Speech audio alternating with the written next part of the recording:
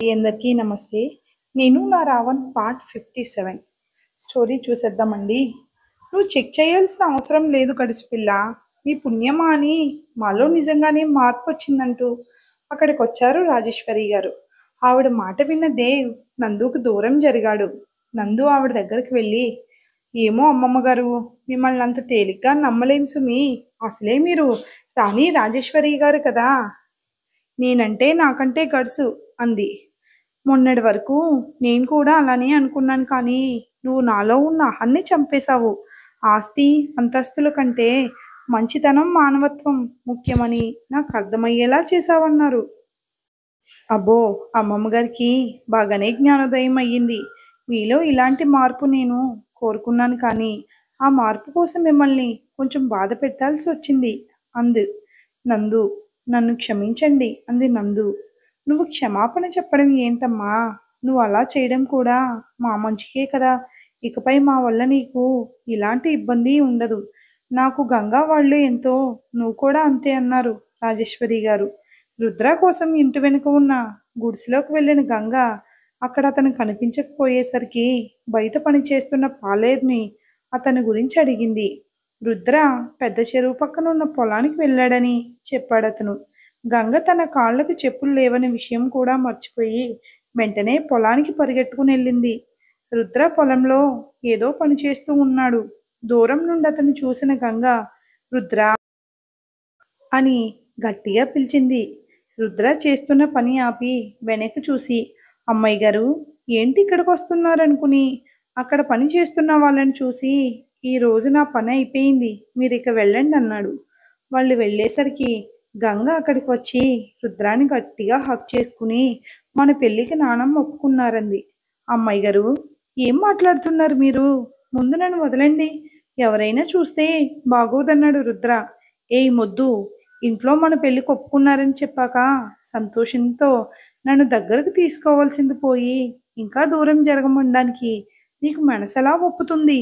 ఇక మనం ఎవరికీ భయపడాల్సిన పని లేదు అంది గంగ. వాళ్ళు ఒప్పుకున్నా మిమ్మల్ని పెళ్లి చేసుకునే అర్హత నాకు లేదు అన్నాడు రుద్ర. రుద్ర, నువ్వు ఇలా మాట్లాడితే కొట్టేస్తా చెప్తున్నా.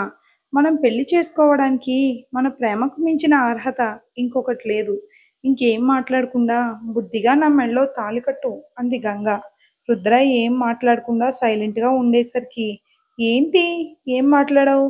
పోనీ నీకు నేనంటే ఇష్టం లేదంటే చెప్పు, వెళ్ళిపోతా అంటూ అతనికి దూరం జరగబోయింది. కానీ రుద్ర ఆమెను వెళ్ళనివ్వకుండా తన దగ్గరకు లాక్కుని, నన్ను వదిలి వెళ్ళొద్దన్నాడు. వెళ్ళొద్దనన్నవాడివి మరి ఎందుకు అలా మాట్లాడుతున్నావు అంది గంగ. దానికి కారణం భయం. మీరంటే నాకు చిన్నప్పటి నుంచి ఇష్టమే, కానీ ఆ మాట మీతో చెప్పే ధైర్యం లేక నా ప్రేమను నా మనసులోనే దాచుకున్నాను అన్నాడు రుద్ర. నీలోనే దాచుకున్న నీ ప్రేమకి ఇప్పటికి బయటకు వచ్చిందా రుద్ర? అయినా నువ్వు నీ నోటితో చెప్పకపోయినా నిన్ను ప్రేమించే నా మనసుకి నీ ప్రేమ ఎప్పుడో తెలుసు పదా, ఇక ఇంటికి వెళ్దాం అంది గంగ. గంగా రుద్ర జంటగా రావడం చూసిన ఇంట్లో వాళ్ళు వాళ్ళ జంట చూడముచ్చటగా ఉందనుకున్నారు. ఇద్దరూ లోనికి వెళ్లడంతోనే రాజేశ్వరి గారి కాళ్ళ మీద పడి ఆశీర్వాదం తీసుకున్నారు. రాజేశ్వరి గారు వాళ్ళని దీవించి వెంటనే పంతులు గారిని పిలిపించి వాళ్ళ పెళ్లికి ముహూర్తాలు కూడా పెట్టించారు. పెళ్లి అయ్యే వరకు దేవ్ నందు అక్కడే ఉండాలని అనుకున్నారు. జైత్రి గారి భర్త, వాణిగారి భర్త పెళ్లికి ముందు రోజే తిరిగి వచ్చారు. వాళ్ళని చూసిన వాణిగారు, ఏంటి ఇలా వచ్చారు? నడి రోడ్డు మీద కట్టుకున్న పెళ్ళాన్ని కన్న బిడ్డలను వదిలి వెళ్ళిపోయారు కదా, మళ్ళీ ఎందుకు వచ్చారు ఇక్కడికి? మేము చచ్చామా ఇంకా బ్రతుకున్నామో చూడ్డానికి వచ్చారా, లేదా మళ్ళీ మేము ఈ ఇంట్లో వచ్చామని తెలిసి వచ్చారా అన్నారు. మిమ్మల్ని అలాంటి పరిస్థితిలో వెళ్ళడం తప్పే, మా తప్పు మేము తెలుసుకున్నాం, మమ్మల్ని క్షమించండి అన్నారు. ఇప్పుడు క్షమించమని బాగానే అడుగుతున్నారు. మళ్ళీ రేపు ఏదైనా సమస్య వస్తే ఇలానే మమ్మల్ని వదిలి వెళ్ళరని ఏంటి గ్యారంటీ అన్నారు వాణి. వాళ్ళు రాజేశ్వరి కాళ్ళ మీద పడి, అత్తయ్య మీరైనా మమ్మల్ని నమ్మండి, మా తప్పు మేము ఒప్పుకొని ఇక్కడికి వచ్చాం. ఇక కష్టమైనా నష్టమైనా మా భార్య పిల్లలను వదిలి ఎక్కడికి వెళ్ళమన్నారు. తప్పులు అందరం చేస్తాం అల్లుడు, మీరు మీ తప్పును ఒప్పుకున్నారు, అది చాలు. ఇక వెళ్ళి గంగ పెళ్లి పనులు చూడండి అన్నారు రాజేశ్వరి గారు. గంగ పెళ్లి పనులు శరవేగంగా జరుగుతున్నాయి. దేవ్ నందు దగ్గరుండి అన్ని పనులు చేస్తున్నారు. పెళ్లి రోజు నందు శివాని గంగని పెళ్లి కూతుర్లా ముస్తాబు చేశారు. శివాని గంగ బుగ్గన చుక్క పెడుతూ, మొత్తానికి కోరుకున్నవాడిని భర్తగా పొందుతున్నావు. నిజంగా నువ్వు చాలా లక్కీ అక్క అంది. లక్కీ సంగతి పక్కన పెట్టక్క, అసలు అక్క రుద్రాన్ని ప్రేమిస్తుందన్న విషయం తన పక్కనే ఉన్న మనకు తెలియకుండా మేనేజ్ చేసాను చూడు. అది అక్క గొప్పతనం అంది రుచి. హా అవును, అస్తమాను పొలానికి వెళ్తుంటే వ్యవసాయం అంటే ఇష్టమేమో అనుకున్నా కానీ రుద్ర అంటే ఇష్టమేమో అని మొన్నే తెలిసిందంది అమల. అబ్బా చాలే ఆపండి మీ అల్లరి. అయినా మీరు ఇప్పుడు ఇన్ని మాటలు చెప్తున్నారు కానీ అప్పుడు కనుక మీకు ఈ విషయం తెలిస్తే నన్ను రుద్రాని ఖచ్చితంగా విడదీసేవాళ్ళంది గంగ. నువ్వు చెప్పింది కూడా నిజమే. నందు బావా ఇక్కడికి రావడం వల్లే మీరు ఇలా ఒక్కటవబోతున్నారంది రుచి. అవును, అసలు నందు లేకపోతే ఇదంతా అయ్యేది కాదంటూ నందుని హక్ చేసుకుని, థ్యాంక్స్ నందు, నిజంగా నువ్వు లేకపోతే మా ప్రేమ ఎప్పుడో సమాధయ్యేది. నీ రుణం ఈ జన్మలో తీర్చుకోలేనంది. ఏంటి గంగా ఇది, జన్మలు రుణాలు అంటూ పెద్ద పెద్ద మాటలు మాట్లాడుతున్నావు. నీ ప్రేమను గెలిపించడానికి నాకు చేతనైంది చేశాను. పద, ముహూర్తానికి టైం అవుతుందని గంగని పెళ్లిపీటల మీదకు తీసుకెళ్ళింది నందు. వేదమంత్రాల సాక్షిగా గంగ మెడలో 3 ముళ్ళు వేశాడు రుద్ర. అక్కడ ఉన్న వాళ్ళంతా అక్షింతలు వేసి వాళ్ళను ఆశీర్వదించారు. ఆ మరుసటి రోజు సాయంత్రానికి వాళ్ళ మొదటి రాత్రికి ఏర్పాటు చేస్తున్నారు. దగ్గరుండి గదిని డెకరేట్ చేయిస్తుంది. అప్పుడే అక్కడికి వచ్చాడు దేవ్. మానిస్టర్స్, ఎలా ఉంది డెకరేషన్?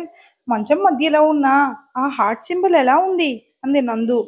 బాగానే ఉంది, ఒకసారి ఇలా రా అంటూ నందు చేయి పట్టుకుని పక్కకు తీసుకెళ్లాడు దేవ్. ఏంటి దేవ్ సార్ ఇక్కడికి తీసుకొచ్చారు? ఇంకా చాలా పనులున్నాయి నాకు అంది నందు. ఆ పనులన్నీ తర్వాత, ముందు నా పని చూడన్నాడు దేవ్ ఆమెను దగ్గరకు తీసుకుని. మీ పనా ఏంటి అంది నందు.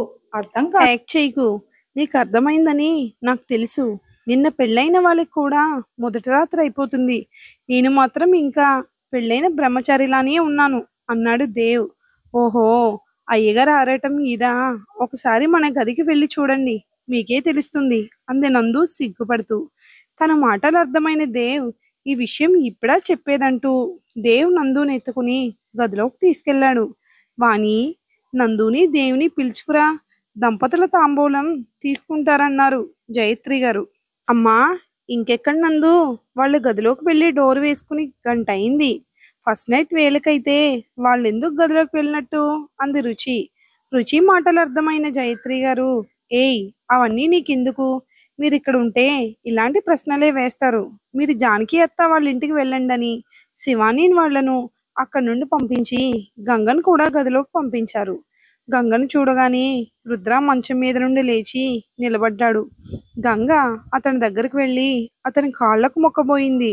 రుద్ర ఆమెను ఆపి, ఏంటి అమ్మాయి గారిది, మీరు నా కాళ్ళు పట్టుకోవడం ఏంటి అన్నాడు. రుద్ర, ఇప్పుడు నేను అమ్మాయి గారిని కాదు, నీ భార్యని. భార్య భర్త కాళ్ళు పట్టుకోవడంలో తప్పు లేదు. ముందు నన్ను ఆశీర్వదించు అంది గంగ. ఏమని ఆశీర్వదించాలో నాకు తెలియదు కానీ నేను బ్రతుకున్నంత వరకు నీ చేతిని వదిలిపెట్టనని మాట ఇస్తున్నా అంటూ ఆమెను హక్ చేసుకున్నాడు. దేవ్ నందు ఇద్దరు అలసిన శరీరాలతో మంచంపై పడుకున్నారు. నందు గుండెల వరకు దుప్పడ కప్పుకుని దేవ్ వైపుకు తల తిప్పి, మీరు నిజంగానే రాక్షసుడే, మిమ్మల్ని తట్టుకోవడం నా వల్ల కాదు బాబు అంది ఆయాసపడుతూ. దేవ్ ఆమె దగ్గరికి జరిగి ఆమె కప్పుకున్న దుప్పటిని కప్పుకుని, ఒక్క రోజుకి ఇలా అంటే ఎలాని, ముందు ముందు ఇంకా ఉంది. అయినా మొన్న నువ్వే కదా నాలోని రాక్షసుని చూస్తా అన్నావు అన్నాడు. అన్నాను కానీ ఇప్పుడు ఆ మాట వెనక్కి తీసుకుంటున్నా. ఇక బుద్ధిగా నిద్రపోండి, ఉదయాన్నే మనం హైదరాబాద్ వెళ్ళాలంది. దేవ్ నవ్వుతూ, ఆల్రెడీ తెల్లారిపోయిందన్నాడు. అవునా అంటూ పక్కనే ఉన్న ఫోన్ తీసుకుని, అంటే నైట్ అంతా మనం నిద్రపోలేదా అంది. అంతే కదా మరి అన్నాడు దేవ్. ఏంటి అంతే, మనం ఇంకా గదిలో ఉంటే ఇంట్లో వాళ్ళు ఏమనుకుంటారు అని నందు మంచం మీద నుండి లేవబోతుంటే దేవ్ ఆమె నడుం చుట్టూ చేయి వేసి దగ్గరకు లాక్కుని, వాళ్ళు ఏమీ అనుకోర్లే కానీ అంటూ ఆమె చెవిలో ఏదో చెప్పాడు. అమ్మో, మళ్ళీనా? నాకిక ఓపిక లేదు బాబూ అని నందు దేవుని నుండి తప్పించుకుని వెళ్ళిపోయింది. వెళ్ళవే వెళ్ళు, ఎక్కడికి వెళ్ళినా మళ్ళీ నా దగ్గరికే రావాలి బంగారం అన్నాడు దేవ్ ఆమెను చూస్తూ. కాసేపటికి దేవ్ నందు ఇద్దరు రెడీ అయ్యి కిందకు వెళ్ళారు. వాళ్ళని చూసిన రాజేశ్వరి గారు, దేవ్ అప్పుడే వెళ్ళడం ఎందుకు, కొన్ని రోజులు ఇక్కడే ఉండొచ్చు కదా అన్నారు. ఉండొచ్చు కానీ కొంచెం వర్క్ ఉంది నానమ్మ, పైగా అక్కడ అర్ఫన్ కన్స్ట్రక్షన్ కూడా ఉంది కదా, అన్నీ దగ్గరుండి చూసుకోవాలన్నాడు. దేవ్ వాళ్ళని ఇక్కడే ఉండి నువ్వు, అప్పుడంటే వాళ్ళని సరిగా పట్టించుకోలేదు కానీ ఈసారి వాళ్ళందరికీ ఏ లోటు లేకుండా చూసుకుంటాము అన్నారు రాజేశ్వరి గారు. మీరు చూసుకోలేరని కాదు నానమ్మ, అక్కడైతే క్వాలిటీ ఆఫ్ ఎడ్యుకేషన్ దొరుకుతుంది. ఒకవేళ వాళ్ళు ఇక్కడే ఉంటే మనం ఎంత శాలరీ ఇచ్చినా ఇంత దూరం రావడానికి టీచర్స్ ఇంట్రెస్ట్ చూపించరన్నాడు దేవ్. సరే నీ ఇష్టం, నువ్వంత ఆలోచించే కదా నిర్ణయం తీసుకున్నావు, కానీ ఇక్కడికి అప్పుడప్పుడు వస్తూ ఉండండి అన్నారు రాజేశ్వరి గారు. మేము రావడం కాదమ్మమ్మ, మీరు కూడా మాతో పాటు వచ్చేయండి అంది నందు. ఈ ఊపిరి ఇంటిని వదిలి నాకు ఎక్కడా ఉండాలనిపించదు, మిమ్మల్ని చూడాలనిపించినప్పుడు వస్తూ ఉంటాలే అని జయత్రి గారిని పిలిచి అమ్మాయికి పసుపు కుంకుమ పెట్టన్నారు. అమ్మమ్మ, మనలో మనకి ఫార్మాలిటీస్ అవి ఎందుకు అంది నందు.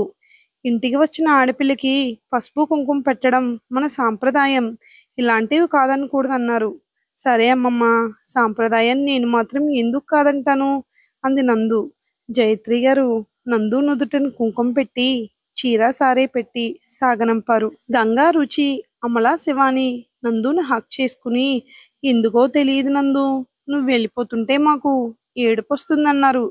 నందు నవ్వుతూ, మీకు కోపం వచ్చినా బాధ వచ్చినా తట్టుకోవడం కష్టమే అనుకుంటా. అప్పుడు నేను ఇంటికి వచ్చినప్పుడు మీరు నన్ను ఎంత ద్వేషించారో ఇప్పుడు అంత ప్రేమిస్తున్నారు. ఈ ఇంటి నుంచి అమ్మ పెట్టిన ఈ సారి మాత్రమే కాదు, మీ ప్రేమను కూడా తీసుకువెళ్తానంది. దేవ్ నందు చేయి పట్టుకుని, హలో మరదల్స్, మీరు ఈ విడిగాన్ని వదిలితే నాతో తీసుకెళ్తాను, లేదంటే మీ సెంటిమెంట్ డైలాగ్స్తోనే కాలం గడిచిపోయేలా ఉందన్నాడు. ఏంటి బావా నువ్వు, మేము నందుని మిస్ అయిపోతున్నామని ఫీల్ అవుతుంటే నువ్వు తనని తీసుకువెళ్ళిపోవాలని ఓ కంగారు పడిపోతున్నావు. తను ఎప్పుడూ నీతోనే కదా ఉంటుంది, ఇంకా కొంతసేపు మాతో ఉండనివ్వు అంది రుచి. నెక్స్ట్ టైం వచ్చినప్పుడు అలానే ఉంటుంది. అసలే లాంగ్ జర్నీ చెయ్యాలని నందుని బలవంతంగా కారు ఎక్కించాడు దేవ్. ఆ సాయంత్రానికి ఇద్దరు హైదరాబాద్ వచ్చేశారు. నందు నైట్ భోజనాలు అవగానే దేవ్ కంటపడకుండా తను ఎప్పుడు వెళ్ళే గదిలోకి వెళ్ళి తలుపు గడియ పెట్టుకుని, అమ్మయ్య, మొత్తానికి రాక్షసం నుండి తప్పించుకున్నాననుకుంది. ఆమె అలా అనుకుందో లేదో మంచం మీద ఉన్న దేవుని చూసి షాక్ అయ్యి, దేవ్ సార్ మీరేంటి ఇక్కడ అంది. అమ్మాయి గారు ఎక్కడ ఉంటే ఈ అబ్బాయి గారు అక్కడే ఉంటారంటూ ఆమెకు దగ్గరగా వచ్చి ఆమెను ఎత్తుకుని బెడ్ మీద ఎక్కి తీసుకెళ్ళాడు. దేవ్ సార్, జర్నీ చేసి అలసిపోయాను, ఇవన్నీ రేపు చూసుకుందాం, ఈ రోజుకి నిద్రపోదామంది నందు. అవునా, నా బుజ్జి నందు అలసిపోయిందా పాపం, సరే ఇలా వచ్చి పడుకో, జో కొడతా అంటూ ఆమెను తన గుండెలపై పడుకోబెట్టుకుని నిద్రపుచ్చాడు. ఆ మరుసటి రోజు నందు ఆఫీస్ రూమ్లో ఉన్న దేవు దగ్గరకు వెళ్ళి, ఏమండి మనం గుడికి వెళ్దామా అంది గారంగా. నువ్వింత క్యూట్గా అడిగితే ఎందుకు కాదంటాను, తప్పకుండా వెళ్దామన్నాడు దేవ్ ఆమె తన వడిలో కూర్చోబెట్టుకుని ఆమె నుదుటిపై కిస్ చేస్తూ. నందు అతని వడిలో నుంచి లేచి గుడికి వెళ్తూ, ఏంటది, నేను వెళ్ళి రెడీ అయి వస్తాను, మీరు కూడా త్వరగా రెడీ అవ్వండి, మీకు అభ్యంతరం లేకపోతే అటు నుండి మా ఇంటికి కూడా వెళ్దాం అంది. అదేంటి అలా అంటావు, మీ ఇంటికి అదే మా అత్తారింటికి కూడా వెళ్దాం సరేనా అన్నాడు. థ్యాంక్స్ దేవ్ సార్, చిటికలో రెడీ అయ్యి వస్తా అని లోనికి వెళ్ళింది. వాళ్ళు రెడీ అయ్యి కిందకు వచ్చేసరికి ప్రణవ్, సహస్ర అక్కడికి వచ్చారు. వాళ్ళని చూసిన నందు, హలో హనీమూన్ కపుల్, ఎప్పుడు వచ్చారు హనీమూన్ నుండి అంది నందు. నిన్న నైట్ వచ్చాము, యుక్త దగ్గరికి వెళ్తూ మిమ్మల్ని ఒకసారి చూసి వెళ్దామని వచ్చాం, మీరేంటి ఎక్కడికో బయలుదేరినట్లున్నారు అంది సహస్ర. గుడికి వెళ్దాం అనుకున్నాం అంది నందు. అవునా, మీరు వెళ్ళండి, మనం తర్వాత మీట్ అవుదాం అన్నాడు ప్రణవ్. గుడికి తర్వాత వెళ్దాంలే కానీ కూర్చో, నీతో మాట్లాడాలి, చాలా రోజులైందన్నాడు దేవ్. అలా వాళ్ళు మాట్లాడుకుంటూ కూర్చున్నారు. దేవ్, రేపు ఈవినింగ్ చిన్న పార్టీ అరేంజ్ చేశాను, నువ్వు నందుతో వచ్చాయన్నాడు ప్రణవ్. నువ్వు పిలవకపోయినా వస్తాంలే కానీ ఇంతకీ సడన్ గా పార్టీ ఏంట్రా అన్నాడు దేవ్. జస్ట్ క్యాజువల్ గా అరేంజ్ చేశాను అన్నాడు ప్రణవ్. మంచి పని చేసావు, మన వాళ్ళని మీట్ అయ్యి చాలా రోజులైంది, రేపు ఫుల్ ఎంజాయ్ చేద్దాం అన్నాడు దేవ్. తప్పకుండా, అందుకే కదా ఇలా ప్లాన్ చేసింది. వికాస్ గారికి కూడా చెప్పేశాను, ఎన్ని పనులున్నా రేపు కంపల్సరీ రావాలి అన్నాడు ప్రణవ్. అలా వాళ్ళు రేపటి ప్రోగ్రాం గురించి మాట్లాడుకుంటూ ఉన్నారు. ఫ్రెండ్స్ ఇద్దరు ఒక పక్కన మాట్లాడుకుంటే మరో పక్క సహస్ర నందు కూడా మాట్లాడుకుంటూ కూర్చున్నారు. అలా సాయంత్రం అయిపోయింది. సరే నందు, మనం రేపు మీట్ అవుదాం, యుక్త మా కోసం వెయిట్ చేస్తూ ఉంటుంది, ఇక వెళ్తామంది సహస్ర. వాళ్ళు వెళ్ళాక ఇద్దరూ ఫ్రెష్ అయ్యి గుడికెళ్ళారు. నందు అమ్మవారిని చూస్తూ ఆవిడికి మనసులోనే ఏదో చెప్పుకుంటుంది. దేవు మాత్రం నందు వైపే రెప్ప వేయకుండా చూస్తున్నాడు. నందు అమ్మవారికి దండం పెట్టుకుంటూ దేవు వైపు చూసి, ఏంటి అలా చూస్తున్నారు, అమ్మవారు అక్కడ ఉన్నారంది. నువ్వు గర్భగుడిలో ఉన్న ఆ దేవతను చూస్తున్నావు, నేను నా దేవతను చూస్తున్నాను, ఇక్కడ ఎవరి పని వాళ్ళదన్నాడు. అయ్యో, ఏంటి మీరు, బుద్ధిగా అమ్మవారికి దండం పెట్టుకోండి అంది నందు. నేను చేస్తున్నది కూడా అదే అన్నాడు దేవ్. మంచి పని చేస్తున్నారు, పదండి ఇక వెళ్దామంది. ఆ తర్వాత అక్కడి నుండి నందు పుట్టింటికి వెళ్లారు. ఎప్పుడూ గేటు దగ్గర నుండి వెళ్ళిపోయే దేవ్ మొదటిసారి ఇంట్లోకి రావడంతో కళ్యాణ్ గారికి కాళ్ళు చేతులు ఆడలేదు. ఇంకా తులసి గారైతే మామూలు హడావడి చేయలేదు. వాళ్ళ హడావడి చూసిన దేవ్ కళ్యాణ్ గారి పక్కన కూర్చుని ఆయన చేతిపై చేయి వేసి, మావయ్య, నేనేం కొత్తల్లుని కాదు కదా ఇలా హడావడి చేయడానికి. నందు ఇంటికి వస్తే మీరు ఎలా ట్రీట్ చేస్తారో నన్ను కూడా అలానే ట్రీట్ చేయండి. మీరు ఆఫీస్లో నన్ను చూసి భయపడినట్లు ఇక్కడ కూడా భయపడాల్సిన అవసరం లేదు. ఇక్కడ మీరు నా మావయ్య, నేను మీ అల్లుణ్ణి, అంతే అన్నాడు. ఇది భయం కాదు సార్, మీ మీద ఉన్న గౌరవం అన్నారు కళ్యాణ్ గారు. మావయ్య, సారీ ఏంటి, నన్ను ఇక దేవని పిలవండి. ఇంకో విషయం, ఇక మీరు ఆఫీస్కి రావాల్సిన అవసరం లేదు. మీరు అత్తయ్య మాతో పాటు మా ఇంటికి వచ్చేసేయండి. నేను ఆఫీస్కి వెళ్ళినా నందుకు మీరు తోడుగా ఉంటారు కదా అన్నాడు. ఇంటికి రమ్మని పిలిచేంత పెద్ద మనసు మీకున్నా ఆడపిల్ల ఇంటికి మేము రాలేం బాబు, మీరే అప్పుడప్పుడు ఇలా వస్తూ ఉండండి, మాకు అదే చాలన్నారు. మావయ్య, ఇంకా పాతకాలం మాటలు మాట్లాడకండి. ఆడపిల్లైనా మగపిల్లాడైనా ఈ రోజుల్లో ఒక్కటే. మీరు మీ కూతురు దగ్గర ఉండొచ్చు, మీరు మాతో వస్తున్నారు, అంతే అన్నాడు దేవ్. అవును నానా, మీరు కూడా అక్కడే ఉంటే బాగుంటుంది అంది నందు. కళ్యాణ్ గారు తులసి గారు ఏమంటారో అని ఆవిడ వైపు చూశారు. ఆవిడ సరే అన్నట్లు కళ్ళతోనే సైగ చేయడంతో, సరే అల్లుడు గారు, మీరు చెప్పినట్లే మీతో వస్తామన్నారు. ఒక గంట తర్వాత అందరూ కలిసి దేవి ఇంటికి వెళ్ళారు. నందు వాళ్ళిద్దరికి కింద ఉన్న ఇల్లు చూపించి, అమ్మా, ఇది మన ఇల్లే అనుకోండి, మీకు ఇక్కడ ఏమైనా ఇబ్బందిగా ఉంటే చెప్పండి అంది. అదేమాటే, నీ దగ్గర మాకేం ఇబ్బంది ఉంటుంది, వెళ్ళు, అల్లుడు గారు ఎదురు చూస్తూ ఉంటారు అన్నారు తులసి గారు. నందు ఎప్పట్లాగే తన గదిలోకి వెళ్తుంటే, ఏయ్ నందు, అటెక్కడికి, ఇక నుంచి నువ్వు నాతో పాటు ఆ గదిలోనే ఉంటావు అని ఆమె భుజం మీద చేయి వేసి గదిలోకి తీసుకెళ్లాడు. దేవుతో కలిసి లోనికి అడుగుపెట్టిన నందు ఆ గదిని చూసి చాలా ఎగ్జైట్మెంట్ గా ఫీల్ అయింది. గదంతా పరిశీలనగా చూస్తూ ఉంది. అప్పుడే ఆమె చూపు అక్కడ గోడ మీద ఉన్న పెన్సిల్ ఆర్ట్ మీద పడింది. అది తన ఫోటో. షాక్ అయ్యింది. నందు దేవైపు చూసి, మాన్స్టర్, ఇది ఎక్కడా, ఎలా అంది ఆశ్చర్యంగా. ఇది నేనే డ్రా చేశాను. ఈ ఆర్ట్ నాకు చాలా స్పెషల్ తెలుసా. నన్ను ప్రేమించే అమ్మ, నాన్న, ఇంకా నా అనుకున్న వాళ్ళంతా దూరమై నాకెవరూ లేరు. నేను ఒంటరివాడినని అనిపించిన ప్రతిసారి ఈ ఫోటోలో ఉన్న నీ నవ్వే నాకు ఏదో తెలియని ధైర్యం ఇచ్చేది, నీకు నేనున్నాను అని భరోసా ఇచ్చేది అన్నాడు. దేవ్ సార్, నేనంటే మీకు అంత ఇష్టమా అంది నందు. ఇష్టం అనేది చాలా చిన్న పదం. నువ్వంటే ప్రాణం నాకు. నువ్వు ఎప్పుడు నా కోసం వస్తావా అని 1000 కళ్ళతో ఎదురు చూసేవాణ్ణి అన్నాడు దేవ్. హా, 1000% ఉంది. ఆ నమ్మకమే నిన్ను నా దగ్గరికి చేర్చింది. నేను ఎప్పుడైతే మొదటిసారి ఆఫీస్లో చూశానో అప్పుడే నేను మళ్ళీ పుట్టానంటూ ఆమెకు ఒక ఫోటో దగ్గరికి తీసుకెళ్ళి, ఇది మన పెళ్లి ఫోటో. యాక్చువల్గా ఈ ఫోటో ఉందని కూడా నీకు తెలిసి ఉండదు. అవును, అసలు ఈ ఫోటో మీ దగ్గరికి ఎలా వచ్చింది అంది నందు. జరగని పెళ్లికి ఫోటోలు తీయడానికి వచ్చిన ఫోటోగ్రాఫర్ అక్కడ జరిగిన మన పెళ్లికి ఫోటో తీశాడు. అతన్ని పట్టుకుని ఈ ఫోటో తీసుకున్నా అని ఆమెకి ఇంకో ఫోటో చూపిస్తూ, ఇది మన ఫ్యాషన్ షోకి వెళ్ళినప్పుడివి. ఇందులో నువ్వు భలే క్యూట్గా ఉన్నావు కదా అన్నాడు. మీరు కూడా చాలా హ్యాండ్సమ్గా ఉన్నారంటూ అతని గుండెలపై తల అంచి, మానిస్టర్, ఇవన్నీ చూస్తుంటే నాకు చాలా సంతోషంగా ఉంది. నాకు కూడా లిల్లీ ఫుడ్, నువ్వు నా పక్కనుంటే లోకంలో సంతోషం అంతా నాతోనే ఉన్నట్లుంటుంది. ఈ ప్రపంచంలో ఏమున్నా లేకపోయినా, ఎవరున్నా లేకపోయినా, నువ్వు నీ ప్రేమ నాతో ఉంటే చాలన్నాడు దేవ్. అతని మాటలకి నందు కళ్ళల్లో నుండి నీళ్లు వచ్చేశాయి. ఏయ్ లిల్లీ ఫుడ్, ఏంటే ఇది? ఎందుకు ఈ కన్నీళ్ళు అన్నాడు. దేవ్ ఆమె కన్నీళ్లు తుడుస్తూ, ఇవి కన్నీళ్లు కాదు మాన్స్టర్స్, ఇవి మీ ప్రేమను పొందిన ఆనందంతో వచ్చిన హ్యాపీ టీయర్స్ అంది నందు. బాధతో అయినా ఆనందంతో అయినా సరే నీ కళ్ళల్లో నుండి నీళ్ళు రావడం చూడలేను.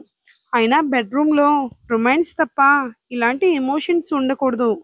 నైట్ నిద్ర వస్తుంది, అలసిపోయానని తప్పించుకున్నావు, ఇప్పుడు తప్పించుకోలేవు బేబీ అన్నాడు దేవ్ ఆమెను బెడ్ మీదకు తీసుకువెళ్తూ. తర్వాత ఏం జరిగిందని నెక్స్ట్ ఎపిసోడ్లో తప్పకుండా చూద్దామండి. వీడియో నచ్చినట్లయితే లైక్ చేసి సబ్స్క్రైబ్ చేయండి. ఇలాంటి మరిన్ని వీడియోస్ కోసం తప్పకుండా ఫాలో అవ్వండి ఫ్రెండ్స్. Thanks for watching.